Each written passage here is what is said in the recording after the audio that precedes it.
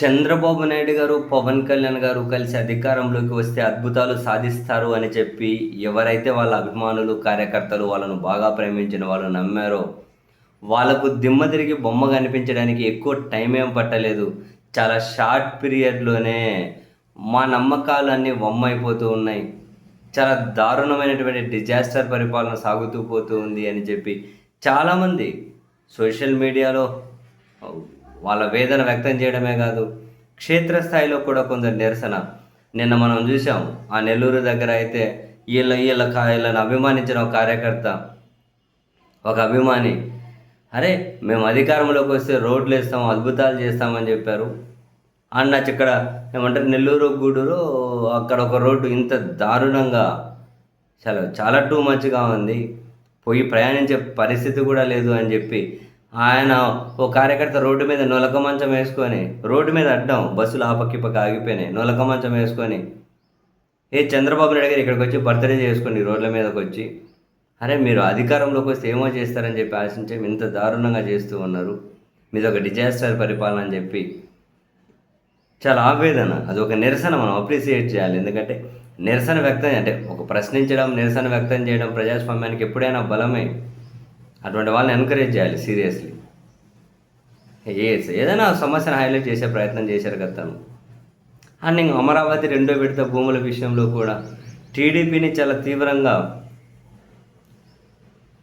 ప్రేమించేవాళ్ళండి, అద్భుతంగా ప్రేమించే వాళ్ళు కూడా ఈ అమరావతి రెండో విడత భూములు తీసుకోవాలనే నిర్ణయాన్ని చాలా తీవ్రంగా వ్యతిరేకిస్తూ ఇది టీడీపీ కొంప కొల్లేరు చేసేస్తుంది అని చెప్పి, అసలు చంద్రబాబు గారికి ఏమైంది, ఇంత డిజాస్టర్గా ఎందుకు ఆలోచిస్తూ ఉన్నారు అని వాళ్ళు ఆశ్చర్యపోతూ ఉన్నారు. చాలా అంశాల్లో వాళ్ళ నేతల అవినీతిలో కావచ్చు, విచ్చలవిడిగా చేస్తున్న అప్పుల్లో కావచ్చు, అమరావతి తప్ప వేరే దాని మీద వీళ్ళు ధ్యాస ఉంచకపోవడంలో కావచ్చు, విపరీతంగా వాళ్ళు ప్రభుత్వ ధనాన్ని దుర్వినియోగం చేయడంలో కావచ్చు, ఇప్పుడు ఏకంగా 9 మంది మంత్రులు సింగపూర్ శిక్షణ కోసం అని చెప్పి కుప్పల డబ్బులు ఖర్చు పెట్టి వాళ్ళు అక్కడికి వెళ్తూ ఉండడం కావచ్చు, చాలా అంశాల మీద అసలు ఇంకా పవన్ కళ్యాణ్ అభిమానించిన వాళ్ళు అయితే ఈ ప్రస్తుతం ఆయన స్పందనను వాళ్ళు అసలు ఊహించలేకున్నారు కొందరు. ఇక్కడ మనం ఎట్లా ఉన్నా గొర్రెల తలూపే బానిసత్వం చేసే కార్యకర్తలు అన్ని పార్టీలకు ఉంటారు. అటువంటి గొర్రెలు బానిసల గురించి మనం మాట్లాడట్లేదు. ఏదైనా కనుక మంచి చెడుల మీద చర్చించే వాళ్ళ గురించి వాళ్ళే అసలు మనకు ఇంపార్టెంట్. ఏ రాష్ట్రానికైనా, దేశానికైనా, ప్రజాస్వామ్యానికైనా, రాజ్యాంగానికైనా, చట్టాలకైనా, ఒక మంచి సమాజానికైనా వాళ్ళే కీలకం. ఏమి ఊపితే తలూపే బానిసల గురించి వాళ్ళని పట్టించుకోవాల్సిన అవసరం లేదు. నేను చైతన్యం ఉన్న వాళ్ళ గురించి, కనీసం మంచి చెడుల మీద చర్చించే వాళ్ళ గురించి అంటున్నా. ఎవరినైనా అభిమానించవచ్చు, అది వేరే విషయం.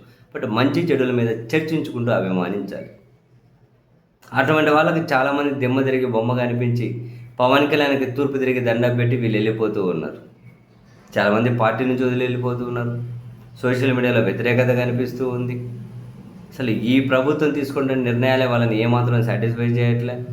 అండ్ చంద్రబాబు నాయుడు గారి నేతృత్వంలోని కూటమికి అంత షార్ట్ పీరియడ్లోనే ప్రజల్లో అంత తీవ్ర వ్యతిరేకత కనిపిస్తూ ఉంది అంటే దానికి కారణం కూడా ఈ కూటమిని అభిమానించిన కార్యకర్తలు తీవ్రంగా వ్యతిరేకించడం, నిరుత్సాహపడమే ఈ పాలన మీద. వాళ్ళ నిరుత్సాహమే అత్యంత కీలకం కూడా. అది వీడియోల రూపంలో కనిపిస్తుంది, సోషల్ మీడియాలో పోస్టుల రూపంలో కనిపిస్తుంది, వాళ్ళకు సొంతంగా అభిమానించే వాళ్ళే.